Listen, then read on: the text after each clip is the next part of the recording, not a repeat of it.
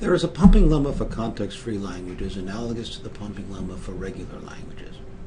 The goal of this lecture is to state and prove this lemma, which is naturally more complicated than the pumping lemma for regular languages, and then use it to show certain languages are not context-free. Let's review the pumping lemma for regular languages. It said that any sufficiently long string W in a regular language has some short, non-empty piece near the beginning that we could pump.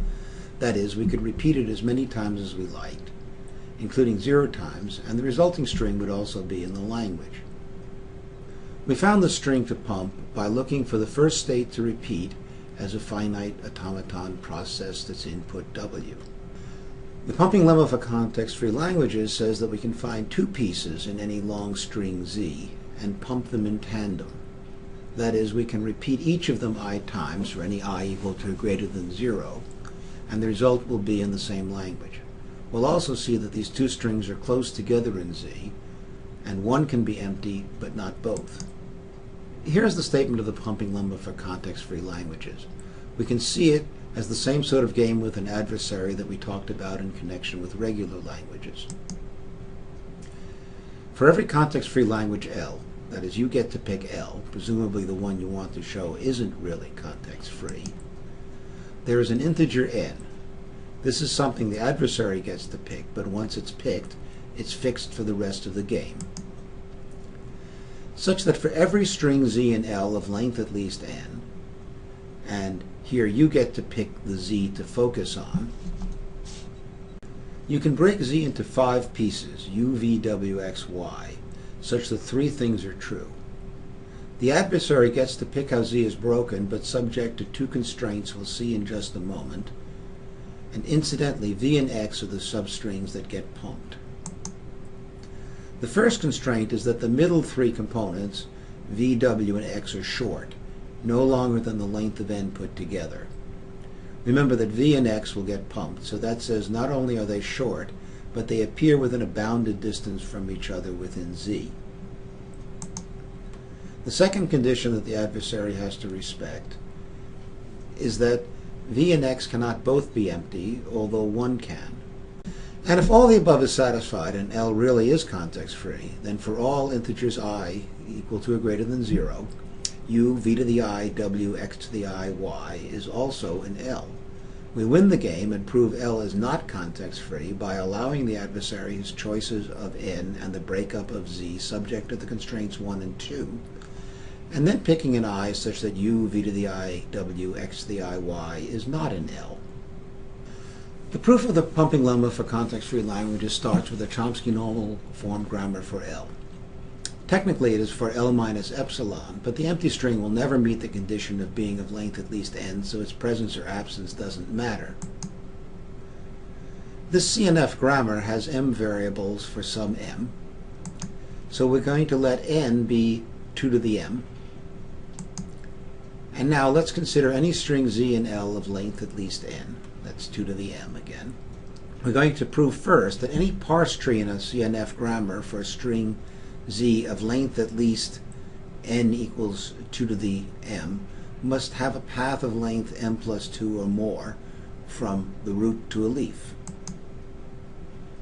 We'll actually prove the contrapositive. That is, suppose there is a parse tree Z with no path longer than m plus 1.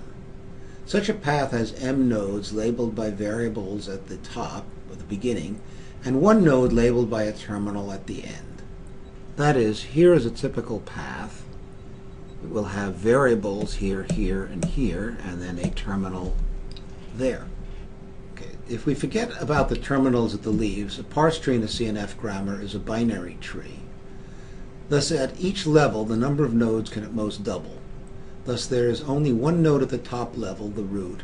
There can be only 2 nodes at the next level, 4 at the third, and 8 at the fourth, and so on. In general, there'll be at most 2 to the power m minus 1 at the nth level. But this tree has at most m levels with variables, and then along each path of variables, the last variable has 1 child with a terminal as its label. The largest number of leaves occur if all the paths in the tree have exactly m variables. If some paths terminate before level m, there will be fewer leaves. Thus, there are at most 2 to the m-1 nodes that are labeled by variables and have a single child with a terminal label, and thus there are at most 2 to the m-1 leaves. Finally, we therefore can conclude that the length of the yield is at most 2 to the power m-1. Now 2 to the power m-1 is n over 2. Since z is of length n, it cannot be the yield of any tree that has paths limited to length m plus 1 or less. Therefore, we conclude that somewhere in the parse tree for z is a path of length at least m plus 2.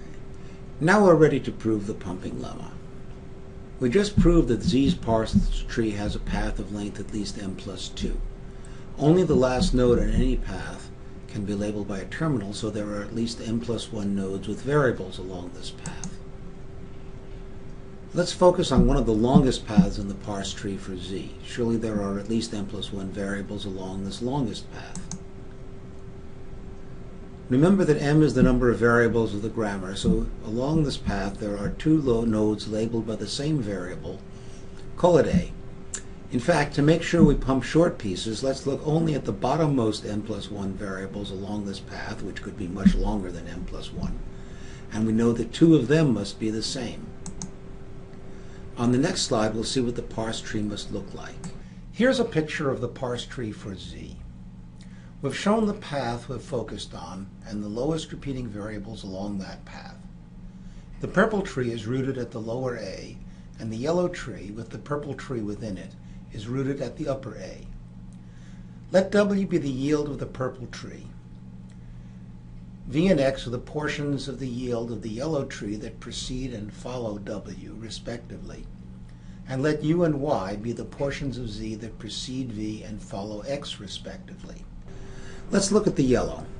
Since the path shown is as long as any other, and that path has at most m plus 1 variables, we know by the lemma 1 that we just proved that the yield of the yellow plus purple is no longer than 2 to the power m, or n. That is, the length of vwx is no more than n. But v and x both can't be empty. Why? That's a useful property of Chomsky normal form grammars. Since the 2 a's shown in the tree are different nodes, the upper a must have a child to the left or right of the path shown. That's a consequence of the fact that we eliminated unit production, so all bodies that have variables have at least 2 of them. Moreover, once we have a variable not on the path, there are no epsilon productions, so we must generate from this variable at least 1 terminal.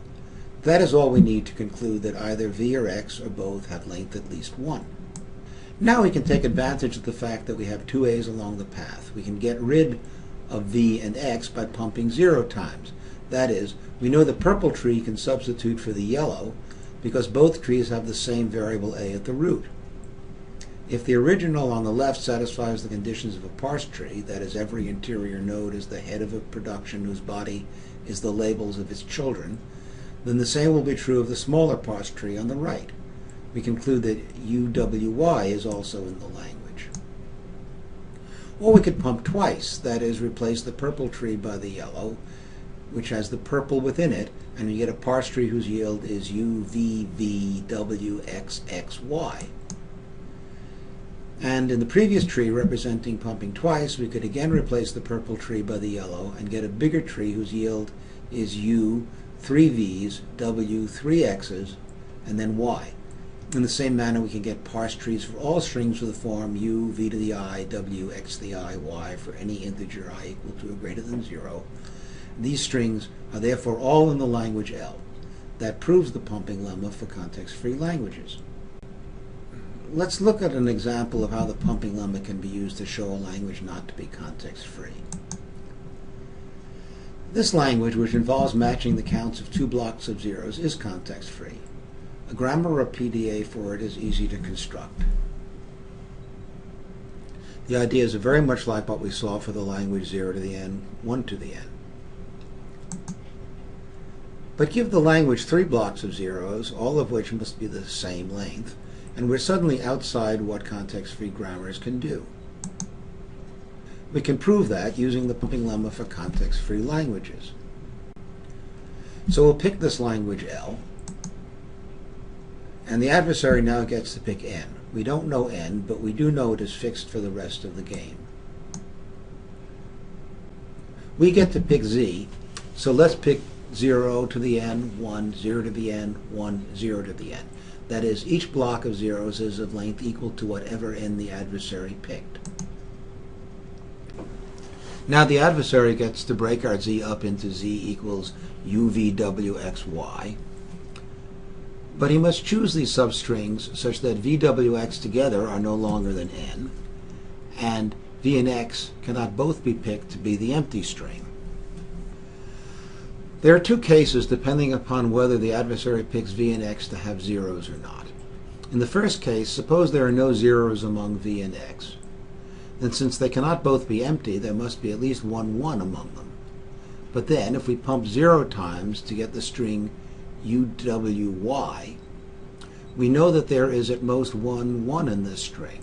The pumping lemma claims it is in the language L, but it can't be because all strings in L have exactly 2 1s.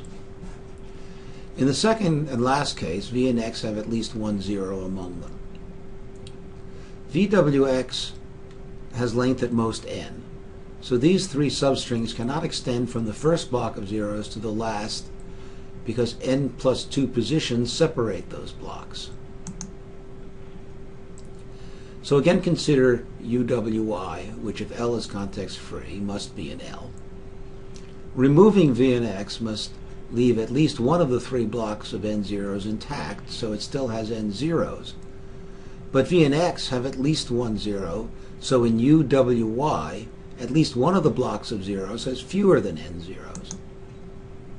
We conclude that in this case too, UWY cannot be in L, and thus L cannot be context-free.